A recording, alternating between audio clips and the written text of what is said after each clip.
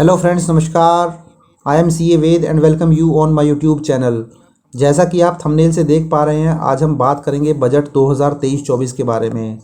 जैसा कि आप जानते ही हैं, हर साल जो फाइनेंस बजट पेश किया जाता है वो किया जाता है फरवरी के अंदर। तो इस बार भी जो फाइनेंस मिनिस्टर है उनके द्वारा बजट पेश किया जाएगा फरवरी 2023 के अंदर। तो इस बजट के अंदर इनकम टैक्स को लेकर क्या बड़े बदलाव किए जा सकते हैं गवर्नमेंट के द्वारा, दोस्तों वो इस वीडियो के अंदर मैं आपके साथ डिस्कस करूंगा। तो जो फाइनेंस मिनिस्ट्री है उसने ICAI से भी कुछ सजेशंस मांगी हैं, रिकमेंडेशंस मांगी हैं, और ICAI ने भी अपनी जो रिकमेंडेशन जो है वो फाइनेंस मिनिस्टर को दी हैं। तो चलिए देख लेते हैं वो क्या रिकमेंडेशन जो है इंस्टीट्यूट ने दी हैं। तो दोस्तों, अगर ये रिकमेंडेशन जो इंस्टीट्यूट ने दी हैं, अगर ये बजट के अंदर जो है मान ली जाती हैं, बजट के अंदर ले आती है गवर्नमेंट, तो आप मान के चलिए ये जो टैक्स पेयर्स हैं उनके लिए बहुत ही बड़ा रिलीफ हो जाएगा। तो चलिए देख लेते हैं क्या क्या रिकमेंडेशन इंस्टीट्यूट ने दी हैं। तो सबसे पहली जो रिकमेंडेशन है दोस्तों वो तो है PPF को लेकर।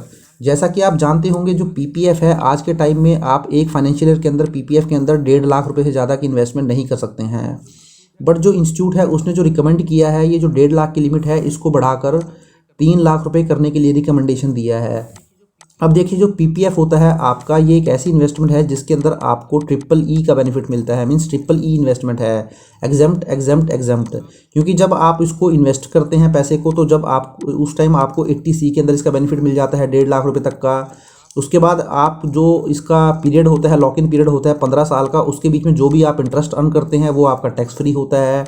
और फाइनली जो आपको मैच्योरिटी पे पैसा मिलता है उसके ऊपर भी किसी भी तरीके का टैक्स नहीं लगता है।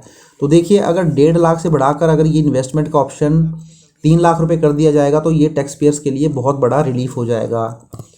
अब देखिए, दूसरे केस में अगर आप एक सैलरीड एम्प्लॉई हैं या फिर पेंशनर हैं, तो आप जानते होंगे आज के टाइम में एक स्टैंडर्ड डिडक्शन आपको मिलती है अंडर सेक्शन 16 के अंदर, जो कि मैक्सिमम 50,000 रुपये तक होती है। ये जो स्टैंडर्ड डिडक्शन होती है ये गवर्नमेंट की तरफ से होती है, इसके लिए आपको कुछ भी इन्वेस्टमेंट करने की ज़रूरत नहीं होती है। तो इसके लिए भी जो ICAI है उसने रिकमेंड किया है कि ये जो 50,000 की लिमिट है इसको बढ़ाकर 1 लाख रुपए कर दिया जाए। अब देखिए, 80C के अंदर इन्वेस्टमेंट आप करते हैं तो 80C के अंदर आप एक फाइनेंशियल ईयर के अंदर जो इन्वेस्टमेंट कर सकते हैं वो मैक्सिमम 1.5 लाख रुपए की कर सकते हैं। और 80C के अंदर जो आप इन्वेस्टमेंट करते हैं वो PPF के अंदर करते हैं, LIC के अंदर करते हैं, 5 साल की FD बनवाते हैं, ELSS करते हैं, equity linked saving schemes means tax saver mutual fund के अंदर आप इन्वेस्टमेंट करते हैं, होम लोन का प्रिंसिपल आ जाता है, बच्चों की ट्यूशन फीस आ जाती है, और इसके अलावा और भी बहुत सारे ऑप्शन 80C के अंदर होते हैं। तो इसके लिए भी जो ICAI है उसने रिकमेंड किया है कि ये जो आपकी 1.5 लाख रुपए की लिमिट आज है इसको बढ़ाकर 2.5 लाख रुपए कर दिया जाए। तो देखिए, 80C को भी बढ़ाने का जो है प्रस्ताव रखा गया है इंस्टीट्यूट के द्वारा। अब आगे हम देख लेते हैं सेक्शन 80 TTA और 80 TTB। अब देखिए दोस्तों, सेक्शन 80 TT के अंदर जो है आपका जो सेविंग का ब्याज होता है, अगर आप एक सीनियर सिटीजन नहीं हैं, नॉन सीनियर सिटीजन है, तो 80 TTA के अंदर आपको जो भी सेविंग का ब्याज होता है वो 10,000 तक छूट मिल जाती है, उसके ऊपर कोई टैक्स नहीं लगता है। या आपका इससे ज़्यादा होता है तो इतना आपको डिडक्शन मिल के माफ़ हो जाता है। अगर वहीं मैं बात करूँ 80 TTB के बारे में, तो ये जो डिडक्शन है ये 50,000 तक मिलती है, और ये मिलती है केवल सीनियर सिटीजन्स के लिए। इसके अंदर आपका जो है जो सेविंग का इंटरेस्ट है वो आ जाता है, प्लस FD का इंटरेस्ट आ जाता है, प्लस RD का इंटरेस्ट आ जाता है।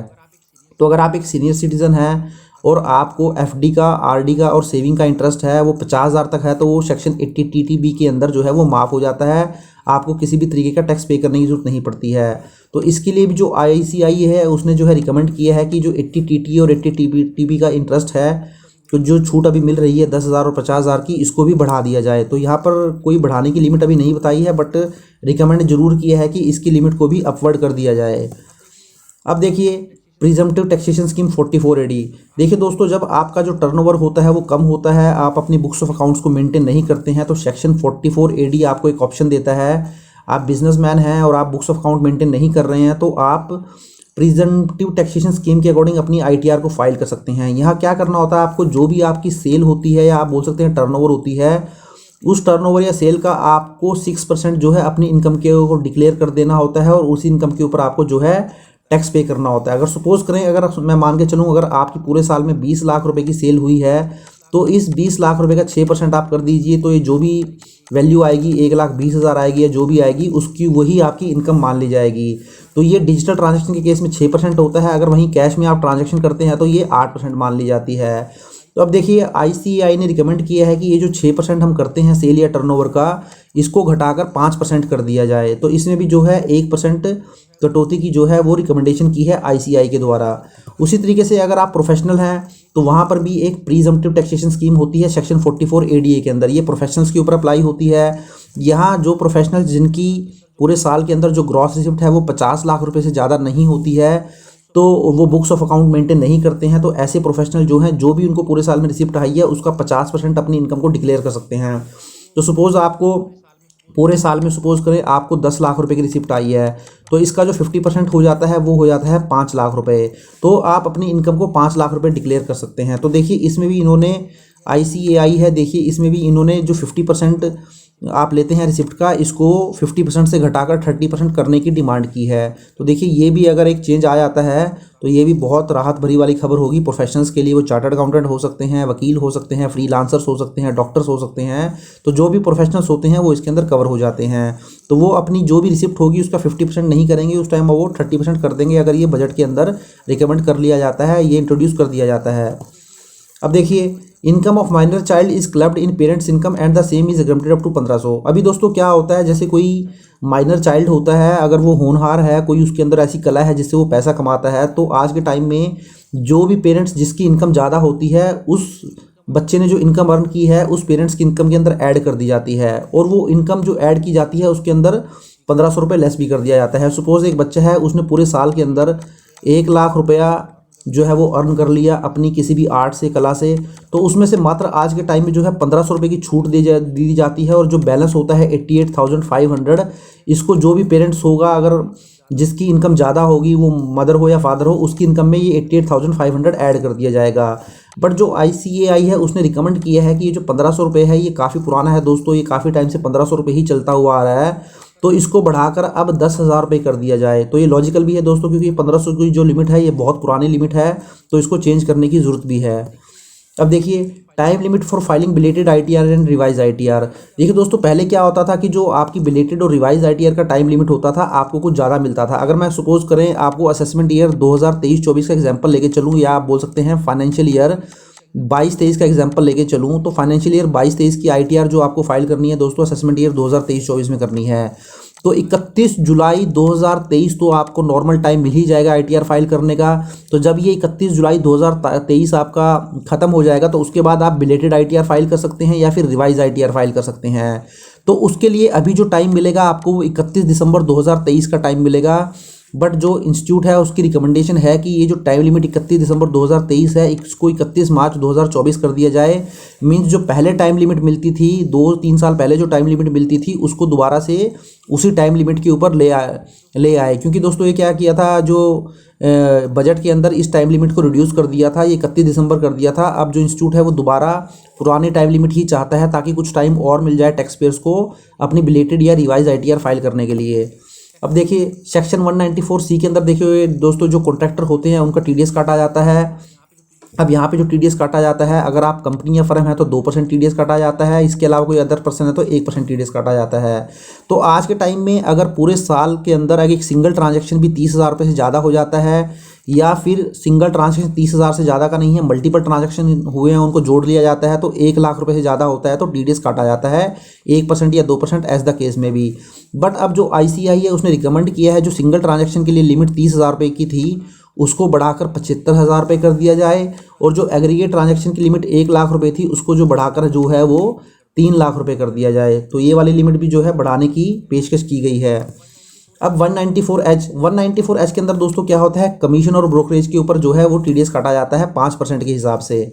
तो अभी ये जो लिमिट है ये 15,000 की लिमिट है। 15,000 की लिमिट क्रॉस होते ही पूरे साल में जो TDS है वो काटना होता है कमीशन और ब्रोकरेज के ऊपर। अब जो ICAI है उसने रिकमेंड किया है कि ये जो 15,000 की लिमिट है इसको बढ़ाकर जो है 40,000 रुपये कर दिया जाए। मीन्स 40,000 रुपये तक किसी भी तरीके का TDS ना काटा जाए। 40,000 क्रॉस होने के बाद ही 194H के अंदर 5% कमीशन पे TDS कटे। अब देखिए सेक्शन 54, 54B, D और 54F, ये सारे ही दोस्तों जो सेक्शंस हैं ये कैपिटल गेंस के सेक्शन हैं। यहाँ पर जो होल्डिंग पीरियड आज के टाइम में माना जाता है कि कोई भी आप नई एसेट परचेज करते हैं तो उसका जो होल्डिंग पीरियड माना जाता है उसको 3 साल का होल्डिंग पीरियड माना जाता है। तो इंस्टीट्यूट ने जो है वो रिकमेंडेशन दी है कि ये जो 3 साल का होल्डिंग पीरियड है इसको भी घटाकर जो है वो 2 साल का कर दिया जाए, इसको 3 साल का ना रखा जाए। अब देखिए सेक्शन 23 है जहाँ पर प्री ईएमआई इंटरेस्ट आता है। देखिए दोस्तों, जो भी आपका प्री ईएमआई इंटरेस्ट होता है आज के टाइम में क्या होता है कि वो जो इंटरेस्ट आपका है उसको 5 इक्वल इंस्टॉलमेंट्स में आपको डिडक्शन उसकी दी जाती है from the completion of construction. Suppose करें आपकी 2022 के अंदर कंस्ट्रक्शन कंप्लीट हुई है उसकी, और उसके ऊपर कोई प्री ईएमआई इंटरेस्ट है, मान लो 1 लाख रुपए का प्री ईएमआई इंटरेस्ट है, तो from the date of completion of construction, तो आपकी 2000 में कंस्ट्रक्शन कंप्लीट हुई है तो इसके अगले 5 साल में मीन्स 2027 तक हर साल आपको जो है 20-20 हज़ार रुपये का जो है बेनिफिट दिया जाएगा। 20-20 हज़ार की डिडक्शन हर साल आपको दी जाएगी अगले 5 सालों तक। बट इंस्टीट्यूट का कहना ये है कि ये जो डिडक्शन है ये 5 सालों में ना देकर आपको सारी ही डिडक्शन इकट्ठी दे दी जाए in the year of payment of interest. Means जिस साल में आपने जो इंटरेस्ट की पेमेंट की है उसी साल में ये 1 लाख रुपए आपको डिडक्शन हो जाए। तो सपोज आपने अगर 2022 में ही इंटरेस्ट की पेमेंट करी होती तो ये जो 1 लाख रुपए का बेनिफिट है इंटरेस्ट का वो आपको 2022 के अंदर ही दे दिया जाए, ना कि इसको 5 इक्वल इंस्टॉलमेंट में कैरी फॉरवर्ड किया जाए। तो देखिए दोस्तों, ये कुछ मैंने आपके साथ कुछ गिनी चुनी जो है रिकमेंडेशन वो हैं डिस्कस की हैं। वैसे तो जो इंस्टीट्यूट है उसने 240 रिकमेंडेशन जो है कि करीब फाइनेंस मिनिस्टर को जो है वो दी हैं, बट सारी रिकमेंडेशन को जो है डिस्कस करना पॉसिबल भी नहीं है और वो आपके काम की भी नहीं है। तो जो कुछ इंपॉर्टेंट रिकमेंडेशंस थी वो मैंने आपके साथ दोस्तों डिस्कस कर ली है। तो आशा करता हूँ दोस्तों आपको वीडियो अच्छा लगा होगा। If you like the video please share and subscribe my channel and click on the bell icon and press all so that you get all the notification of my upcoming videos. Thank you very much, have a nice day, take care.